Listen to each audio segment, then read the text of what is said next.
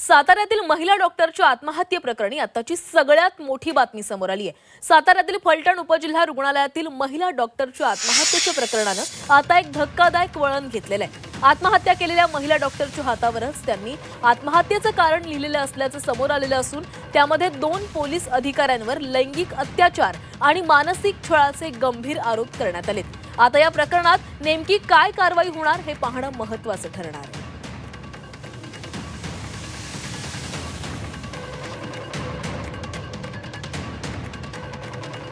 तर याच प्रकरणावर काही राजकीय नेत्यांसोबत झी 24 तासनं संवाद साधलेला होता। त्यावेळेस त्यांनी काय प्रतिक्रिया दिली ऐकूया।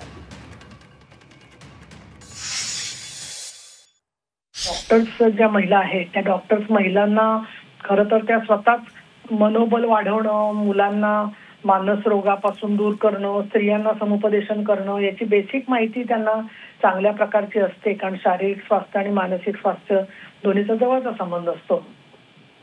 त्या हॉस्पिटलमध्ये आणि सगळ्या शासकीय आस्थापनांमध्ये सेक्शुअल हॅरेसमेंट ॲट वर्कप्लेस होऊ नये, महिलांची अशी त्रासदायक त्यांना काही वर्तन कोणी करू नये आणि केलं तर त्याची दखल घेतली जावी यासाठीच्या कमिटी आहेत। आता या घटनेच्या मध्ये पोलीस असल्यामुळे ते धजावले नसतील किंवा त्यांना दबाव आलाय का काय हे बघायला पाहिजे। दुसरं, एखाद्या व्यक्तीचा वेळेने मृत्यू झाल्यानंतर हातावरचं अक्षर किंवा या सगळ्या गोष्टीवर काय परिणाम होतो किंवा सूज वगैरे अंगाला येते, स्कीम निघायला लागलेली असते, तर ते त्याचं सुद्धा हस्ताक्षर तज्ञांकडून तपासणी करायला लागेल। पण मुळात मला सांगायचं की झी 24 तासची मी आभारी आहे की तुम्ही एवढी मोठी दखल या घटनेची घेतलेली आहे।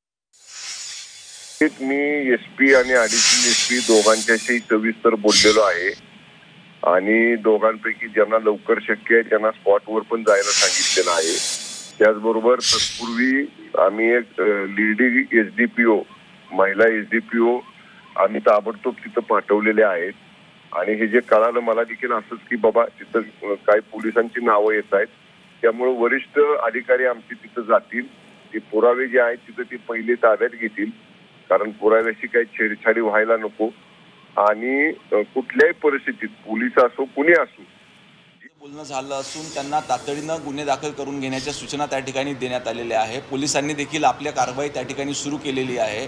त्या ठिकाणी जे कोणी दोषी आढळतील त्यांच्यावर निश्चितपणे आपण कार्यवाही करू। सर, मात्र कुठेतरी कायदा आणि सुव्यवस्थेचा प्रश्न वारंवार येतो, कारण महिलांवरचे अत्याचार वाढत पोलीसच यामध्ये सहभागी असल्याचा नाही, या संदर्भात अनेक केसेस संपूर्ण राज्यामध्ये होत असतात, परंतु मागच्या काही वर्षामध्ये आपण कायदे कठोर केल्यामुळे हे गुन्ह्याचं प्रमाण त्या ठिकाणी कमी झालेलं आहे। परंतु लोकांमध्ये जागृती निर्माण झाल्यामुळं असे जे पहिले गुन्हे उघड होत नव्हते किंवा समोर येत नव्हते त्या घटना आता समोर यायला लागलेल्या आहेत। या घटनेचं जे गांभीर्य आहे, शासकीय कर्मचाऱ्यांवरती अधिकाऱ्यांवरती अशा प्रकारे अत्याचार होतो, अत्याचार करणारे सुद्धा शासकीय कर्मचारी आहेत। मुख्यमंत्र्यांकडे या संदर्भात तुम्ही काही चर्चा केली? नाही, निश्चितच ही घटना निंदनीय आहे। याच्यामध्ये कुठलाही शासकीय अधिकारी असो, कर्मचारी असो, ज्याचं कोणाचं इन्व्हॉल्वमेंट याच्यामध्ये राहील त्याच्यावर कठोरातली कठोर कारवाई ही प्रशासनाच्या माध्यमातून करण्यात। या 2 कर्मचाऱ्यांना तात्काळ बडतर्फ किंवा निलंबनाच्या काही सूचना आपल्या विभागाकडनं किंवा गृह खात्याकडनं ह्या संदर्भात किमान प्राथमिक चौकशी अहवाल जरी देखील आला तर आम्ही त्याच्यावर तात्काळ कारवाई करू। सर, हिंदी में जानना चाहेंगे कि सातारा में एक महिला की सुसाइड हुई है, क्या जानकारी आपके पास प्राप्त हुई है? फलटन में ग्रामीण रुग्णालय में कार्यरत एक महिला डॉक्टर ने आत्महत्या वहाँ की है। इसमें पुलिस प्रशासन को सूचना दी गई है और वहाँ पे इंक्वायरी चालू है। जो भी इसमें पाया जाएगा, गुनहगार पाया जाएगा, उस पर कार्रवाई की जाएगी। जो सुसाइड की ग्रुप के माध्यम से दिखाई दे रहा है कि 2 पुलिस वाले ने इसमें इन्वॉल्व है, क्या इसके ऊपर कोई चौकसी होने वाली है, उचित कार्रवाई करने वाली है? वहाँ पे एक सुसाइड नोट भी पुलिस को प्राप्त हुई है, उसकी इंक्वायरी करके जो भी उसमें गुनहगार रहेगा, वो शासन के रहो, प्रशासन के रहो, पुलिस के रहो, जिसका भी इन्वॉल्वमेंट है उस पर कठोर से कठोर कार्रवाई की जाएगी। निलंबन की जो सस्पेंड ऑर्डर उनका इशू कर पुलिस ने अपनी इंक्वायरी चालू कर दी है। जैसे एक प्राइमरी अहवाल भी अगर आता है तो उसके माध्यम से आगे की कार्रवाई की जाएगी। महिला डॉक्टर ने जिस तरीके से अपने हाथों में लिख के जो है सुसाइड नोट लिखा है कि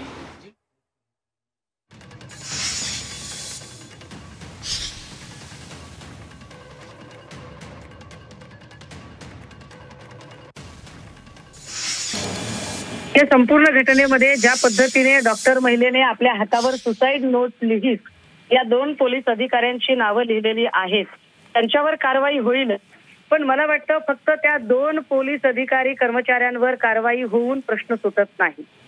मुद्दा हा आहे की सदरील महिला गेली 3 महिने एक मेंटली टॉर्चर आणि असॉल्टेशनला सामोरी जात होती अशी माहिती पुढे येत आहे.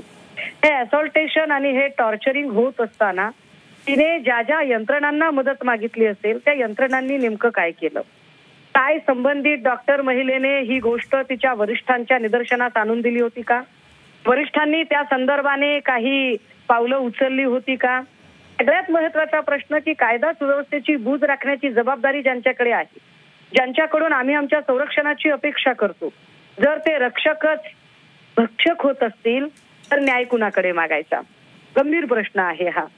आणि त्यामुळे फक्त 2 अधिकारी नाही, त्याच्या सराउंडिंगने असणारे जे अनेक लोक आहेत त्याची स्वतंत्र SIT नेमून कामाच्या ठिकाणी शासकीय महिला कर्मचारी अधिकारी यांचा होणारा छळ या संबंधाने असणारी आपल्याकडे विशाखा समिती अनेक गोष्टी आहेत, पण त्यात अजून सुधारणा करणं गरजेचं आहे आणि त्यावर नव्याने काही कायदे करण्याची सुद्धा गरज आहे.